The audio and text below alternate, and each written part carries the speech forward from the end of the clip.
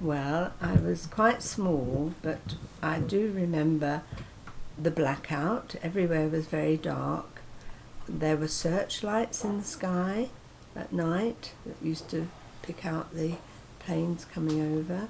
There were things called barrage balloons, which were great big silver things, and we used to have white tape all across the windows, because if a bomb came down and blew out the windows, it saved the glass from flying everywhere. Can you remember leaving London? No, I don't actually remember leaving London, but I must have left on the train, because most of us travelled that way, because there were not many cars. We weren't rich enough for cars. And I would have had my gas mask with me that I always had to carry. How was your host family? Well, I have to say, not very nice. I was billeted with a very old lady who didn't seem to want me, and she also had soldiers living in the house, another part of the house. Not that I saw them really very much at all. And my only friend really was the dog, that she had a little dog, and I loved him. But she wasn't kind to me, and I don't have happy memories at all of being billeted during the war, being an evacuee. What was the food like during the war? Well, my memory of the food is nothing very nice at all.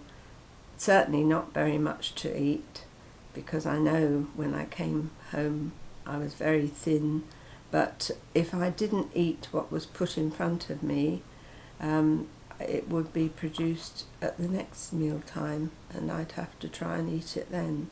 And so there must have been many battles at the table, because it was just horrible to have to eat, for example, custard that had gone cold, and she just would stand over me and make me eat it. And I didn't have a lot to eat. None of us did. Did you go to school when you were evacuated? Yes, I did. I went to a Catholic school, although I was not brought up in the Catholic faith.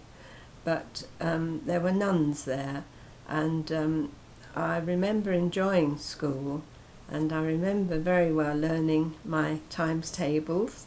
We all had to repeat them out loud. And I also remember one winter time when it was icy in the playground, and the nuns were skating on our little ice patch that we had. What happened when you returned to London?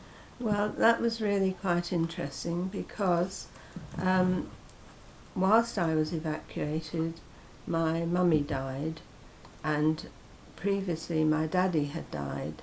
So it meant that I had no brothers and sisters.